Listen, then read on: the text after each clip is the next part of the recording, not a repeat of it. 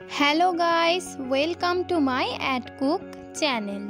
आज के आमरा निये चले एसेछि उच्छे आलू भाजा रेसिपि। এই উচ্চে আলু ভাজা রেসিপি কিন্তু আমাদের খুবই কম সময়ে হয়ে যায় এবং গরম ভাতের সাথে খেতে খুবই দারুণ লাগে। দেখে নেওয়া যাক এই রেসিপি। প্রথমে আমি এখানে একটা কড়া নিয়ে নিলাম। কড়াইতে দিয়ে দিচ্ছি সরষের তেল। সরষের তেলটি গরম হয়ে যাওয়ার পর আমরা এর মধ্যে দিয়ে দেব উচ্ছে কুচি। উচ্ছে কুচিগুলো দিয়ে দেওয়ার পর এবার ভালোভাবে নাড়াচাড়া করে 5 মিনিটের মতো ভেজে নেব।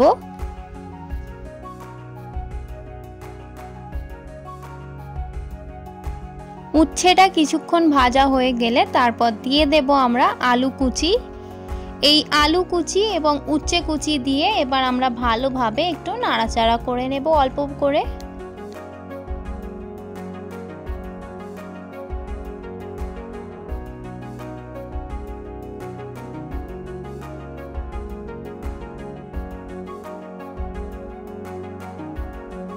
কিছুক্ষণ নাড়াচাড়া করা হয়ে গেলে দিয়ে দেব কয়েকটি মশলা।